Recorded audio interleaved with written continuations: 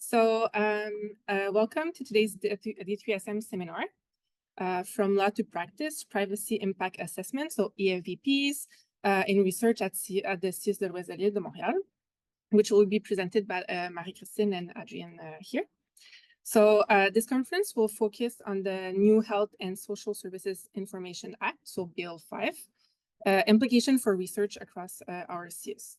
It will discuss the new legal framework for EFVPs and their essential role in obtaining information assess authorization without consent. Practical tips and strategies will be presented to facilitate the implementation of the legal requirement in research projects. Marie-Christine is a former coordinator here at the Douglas that was working with the CRISP group. And she is now an APPR with the Academic Affairs and Innovation Directorate. And she specializes in the implementation of EFVPs and support research by ensuring compliance with personal data regulation while promoting ethical practices and good data governance. So Adrien, with us today, is an APPR as well, and he's working with the DQP Directorate. He's specialized in the protection of personal information. He's involved in the policy implementation, VPs as well, and privacy incident management. And he was formerly working as well before with the Academic Affairs and Innovation Directorate, and he brings a global perspective to data protection in the healthcare system. So we are pleased to host this hybrid event today with participants in person and online as well. So just before we begin, just a few quick notes. So the seminar is recorded and will be available on our Douglas Research Center YouTube channel. We will have Q&As at the end of the presentation, so keep your questions for the end. For people in person, we'll have a mic that will be going around for people on Zoom to hear your questions. And for people on Zoom, you can leave your questions in the chat. And the presentation today will be offered in English. And that's it for me. So thank you all for being here. And Adrienne will start presenting. So good morning, everyone. I'm Adrienne Maris, and I'm here today with my colleague, Marie-Christine Boulian, to talk to you about privacy impact assessments, or EFVPs, and personal information protection at the Montreal West Island Integrated University Health and Social Service Center. Can everyone hear me in the back? Yeah, thank you. So our presentation focuses on the implications of the new Law 5 for your research projects. We'll cover practical aspects and give you concrete advice on how to navigate these legal requirements. So in this presentation, we will address 4 main objectives, as you can see on the screen. First, we will clarify what privacy impact assessments, to which we will be referring as EFVPs, and personal information protection processes are. Now, we want you to understand precisely how these procedures work and why they are essential for your research projects. Second, we will explain why these processes are crucial in research.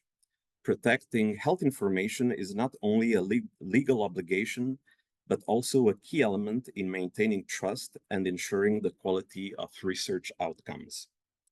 Next, we will highlight the role of Marie-Christine's team and mine in managing these processes, which includes coordination, evaluation, support to ensure requests are handled efficiently and in compliance. Finally, our goal is to guide you, researchers, through your procedures. We want to provide you with the tools and the information necessary to submit your requests smoothly and also to avoid potential obstacles. Now, I work in the Quality Evaluation, Performance and Ethics Department, the DQEPE, and our department, and more specifically, the sub-department of Performance and Data Valorization, plays a central role in personal information protection at our CIUSSS. This role is dictated by Law 5, the Act Respecting Health and Social Services Information, which imposes strict obligation regarding personal information protection and EFVPs. Our director, Monsieur Pierre Lemay, is the official designated Personal Information Protection Officer, which is a legal responsibility delegated by our CEO, Dan Gabby, in accordance with Law 5. Now, the operational responsibility is then delegated to my colleague, Kim Tardif, Senior Advisor and Personal Information Protection and Data Governance within our sub-department. Kim, she also leads the Access to Information and Personal Information Protection Committee. She ensures the concrete implementation of our legal obligations on a daily basis. And she, as head of the Access to Information and Personal Information Committee, she also oversees the EFVP Research Subcommittee responsible for EFVP evaluation. But what's most important is that at the end of the day, it's really the EFVP Research Subcommittee who is responsible for evaluating and approving EFVPs. Now, this cascade delegation that you can see is not just the internal structure, but it's a direct response to legal requirements for personal information protection compliance. Now, I would like to introduce my colleague, Marie-Christine. She works in the Academic Affairs and Innovation Department, the DAAI, more specifically in the Research Support and Framework Unit. Marie-Christine specializes in implementing EFVPs, and she ensures compliance with health information regulation while supporting your research activities. The Academic Affairs and Innovation Department is led by the director Fatima Larizi, and the Research Support and Framework Unit by Mathieu Brodin. Marie-Christine's team will often be your very first point of contact for EFVPs related questions in your projects. I will now talk about the major change in our legislative framework. For context, Law 25, which modernizes personal information protection, was adopted in September 2021 and implemented starting from September 2022. The overall goal of Law 25 is twofold, or was twofold: to enhance the use of technology while strengthening the protection of personal information, hence the little balance logo. This law was created to update our legal framework for handling personal information in response to advances in technology. However, it wasn't very well adapted to the specific needs of the health and research sectors. So as you can see, before July 2024, we were juggling multiple laws: Act respecting access to documents held by public bodies and personal information protection, certain aspects of the Act respecting health service and social services, and of course, the famous Law 25. However, since July this year, since July 2024, it became much more simple. We have a single regime with the Law 5, the Health and Social Services Information Act. This is a significant change because Law 5 establishes a framework specifically for health and research, ensuring that health information has its own legal guidelines. In practical terms, what this means is that we now have rules tailored to our sector, adapted to our very own reality. I wanted to speak a bit about the transition from Law 25 to Law 5, but rather than covering all those comparative details, the key takeaway is this: Law 5 brings stronger privacy protection and a clearer research framework. One important aspect I would want to focus on today is how Law 5 provides us with a comprehensive framework for managing health information throughout its entire life cycle. So this is not just a theoretical model, it's a legal obligation that affects every aspect of our research activities. The responsibility for protecting health information spans the entire life cycle, covering all stages from collection to destruction. And this responsibility is incorporated into EFVPs, which will evaluate each stage of the life cycle. So as you can see, the information life cycle consists of 5 key stages.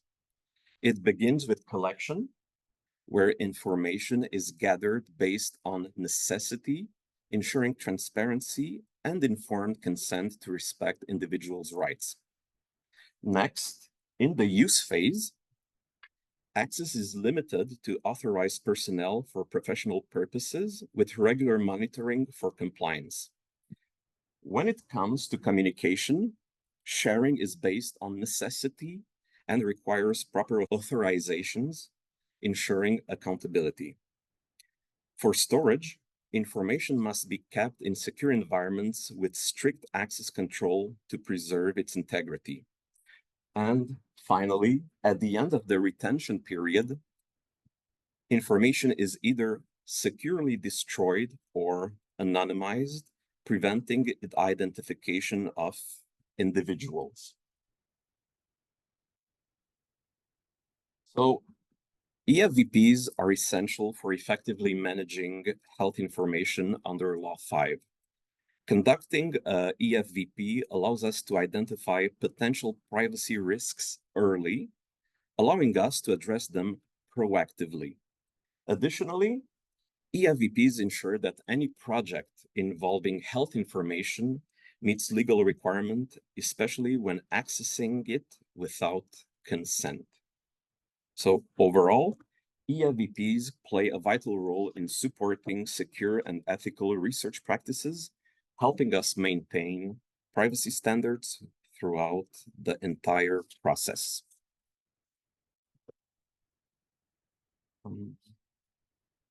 So the management of EFVPs for research projects at the CIUSSS is based on a close collaboration between the Research Support and Framework Unit and the EFVP Research Subcommittee. The subcommittee is responsible for the overall framework of personal information protection, as well as the regulatory aspects of EFVPs. We ensure that the evaluation of EFVPs from a personal information protection perspective. Now, the members of the EFVP Research Subcommittee include individuals responsible for access to medical records, responsible for access to clinical and administrative data, as well as an expert in the field of research. Marie-Christine's team, the Research Support and Framework Unit, brings expertise in research and a deep understanding of the realities you, as researchers, face. They serve as your first point of contact, offering guidance throughout the EFVP process and assisting with the completion of the EFVP form. Working together allows us to offer you a comprehensive and tailored support. We thus ensure that your projects comply with both the legal requirement of Law 5 and the specific needs of research. So with that in mind, I would like to hand it over to Marie-Christine, who will focus on EFVPs and explain how they specifically apply to research projects. All right. Well, thank you, Adrian. Thank you, Vanessa, for the invitation. So, yeah, let's now look at the EFVP process from your point of view. So the first thing is to ask yourself, as part of my research project, will I need access to personal information without the consent of the people concerned? If the answer is yes, then you will probably need an EFVP. So your project will be flagged or identified as requiring an EFVP. This flag usually comes from one of two options. So the first one is by you or your research team when you know that you will need to consult or to collect personal information without the individual's consent. Or it can be also when you submit a project on Nagano. So indeed, some sections in the submission form ask if you request access to personal information without consent. We also corroborate this information with what is described in your research protocol. In both cases, we contact you directly to confirm that you need an EFVP for your project and to discuss the next steps. A reminder here that all research projects are evaluated by the REB. Among these projects, those requiring an EFVP will go to an additional evaluation by a special committee, which is independent from the REB. Another reminder here is that an EFVP is not required when a person has given his or her consent. So it does not apply if you consult a medical file of a participant after that he or she consented to it. So here's the three most common cases requiring an EFVP in research. Yeah, so the first one is recruitment activities. So if you want to pre-identify and directly contact potential participants, you need to conduct an EFVP, even if they will eventually give their consent to participate in your project. Why? It's because these people have not consented to be contacted or having their medical records consulted to verify eligibility criteria. So any form of direct solicitation is subjected to an EFVP, unlike cases where interested potential participants contact you themselves. Of course, if they did give their consent to be contacted, for example, with the recontact consent form for future studies, this does not apply. Second option is data from PerfoCentre. So research projects using PerfoCentre data are clinical administrative data analysis. You don't need identifying data and you don't intend to recruit participants. For example, your project could be to analyze the duration of hospitalization following some treatment. This type of data is considered denominalized but not anonymized, and as such, must be subjected to an EFVP. We recently approved the two research projects using PerfoCentre data with an EFVP process, and both projects obtained authorization and approvals. The third case is like the second, but you need to consult record with identifying and sensitive information. This type of information is usually not available at PerfoCentre, and the access is given from the archives. We also have approved the research projects of this type with an EFVP recently. Here, it's more about justifying the necessity of obtaining this information. I'll be back on the evaluation criteria in a minute. So the next step is to fill the EFVP form that we will send you. This form is a template proposed by the M3S and adapted by our CIUSSS. We are always working to improve it. So to facilitate the process and improve your chances of obtaining approval quickly, we usually review the form to make comments and suggestions. Then your project will be evaluated by the subcommittee that Adrian presented, which is part of our CIUSSS. So this committee meet usually once a month, and they will issue a decision as soon as the file has been evaluated. They communicate the decision to the researcher directly. And when an EFVP is approved, a communication agreement between you and the organization is signed, and other authorizations are then obtained. The entire file is then transmitted to the Commission d'accès à l'information, or the CAI, which is a provincial governmental agency. In the EFVP, the CAI has a non-objection role. So it does not issue an authorization, but they can ask questions. We will provide you with help and support during the whole process. All right.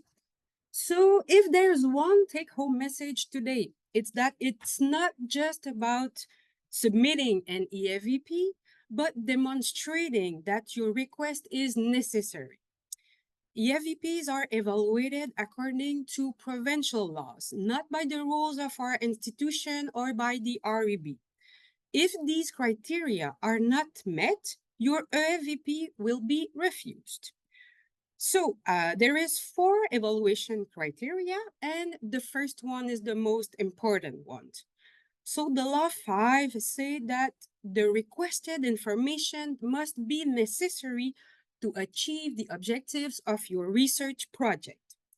The CAI says that it's fundamental and it must prevail in all circumstances.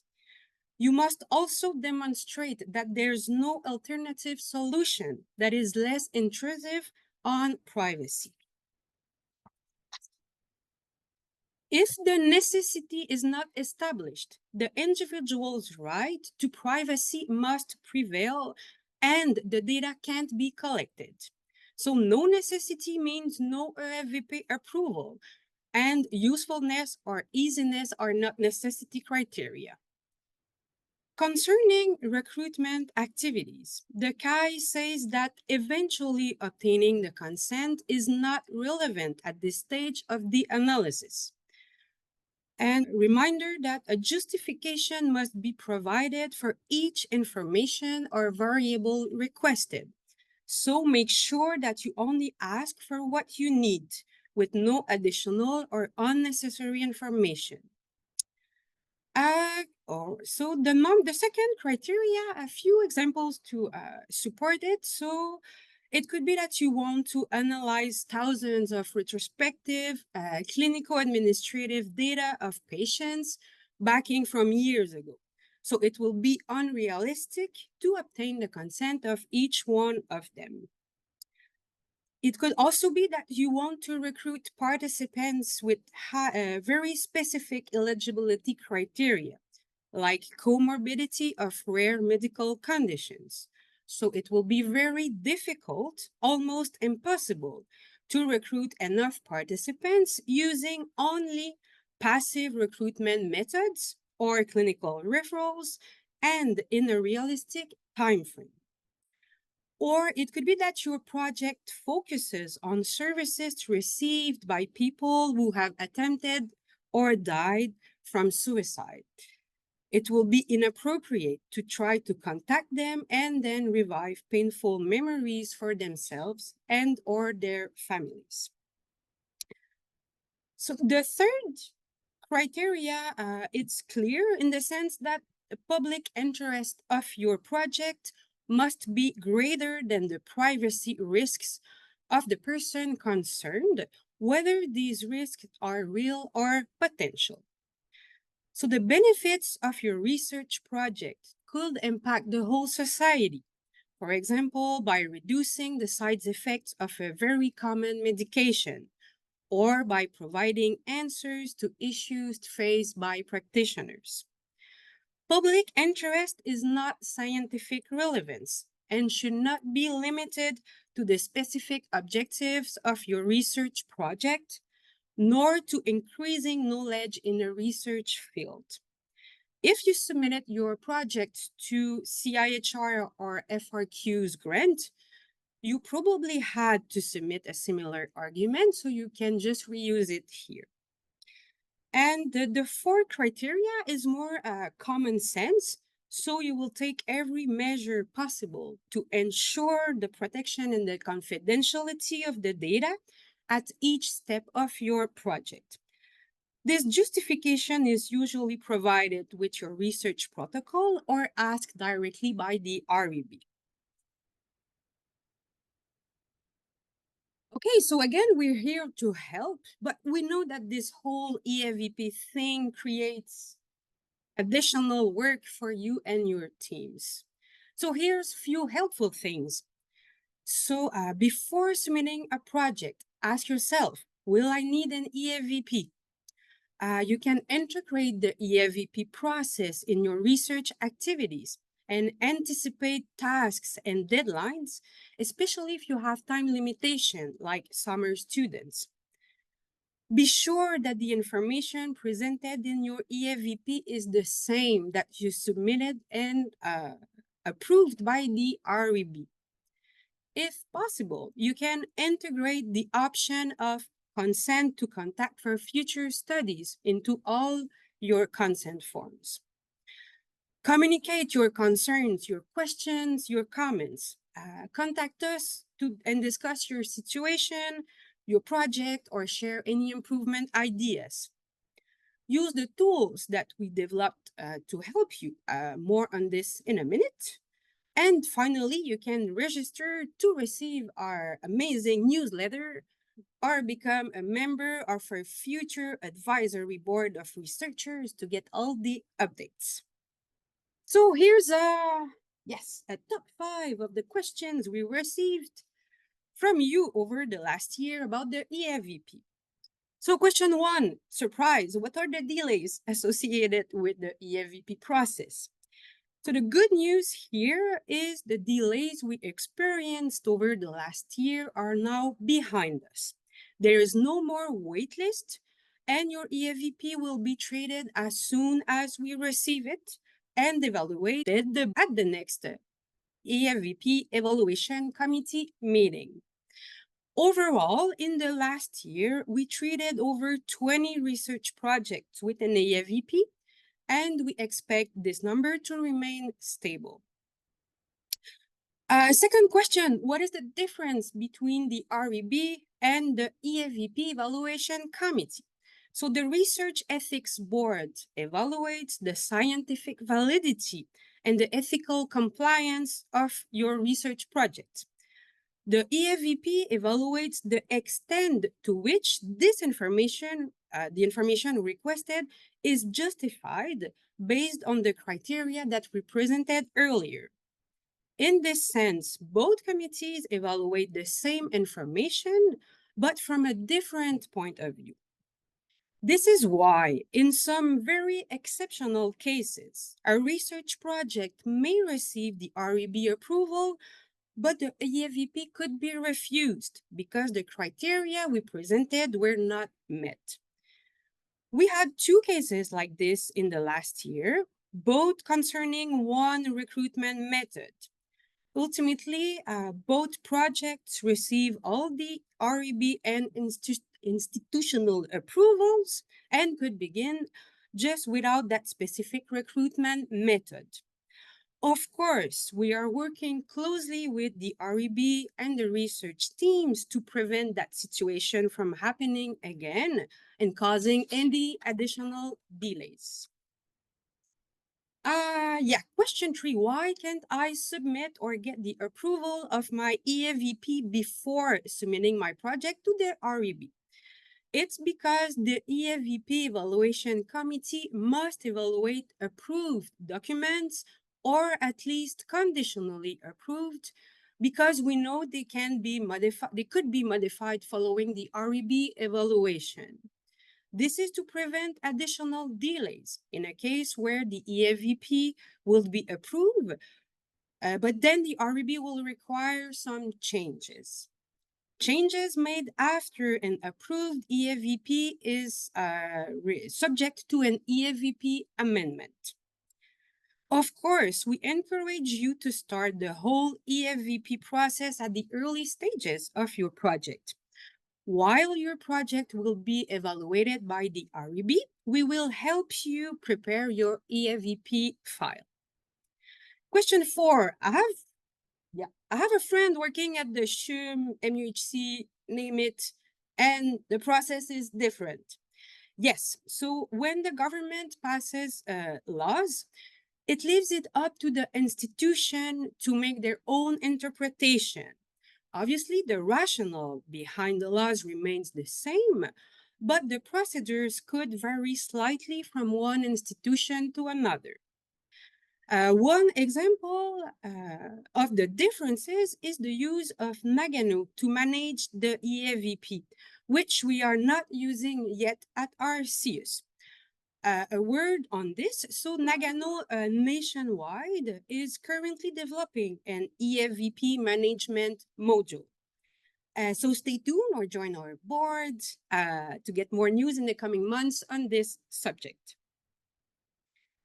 And the last question, so you are a clinical researcher, you want your research team to contact the patients that you see in your clinical practice to offer them to participate in a research project where you are the PI. So as we mentioned earlier, potential research participants, whether they're also your clinical patients, have not consented to be contacted to participate in a research project.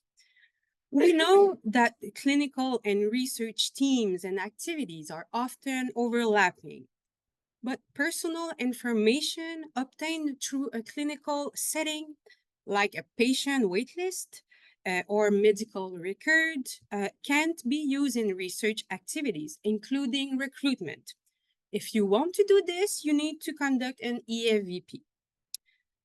Right, so here we wanted to provide you some reminders of the type of data as understood by the law. So identifiable information can directly or indirectly identify a person. It includes, but it's not limited to, names, physical address, emails, phone number, social security, medical records, etc. This type of information is usually highly sensitive and is protected from unauthorized access. Under the law, direct or indirect information are considered the same. And now we have denominalized or coded data. Is data where the identifiers are removed and replaced with a code.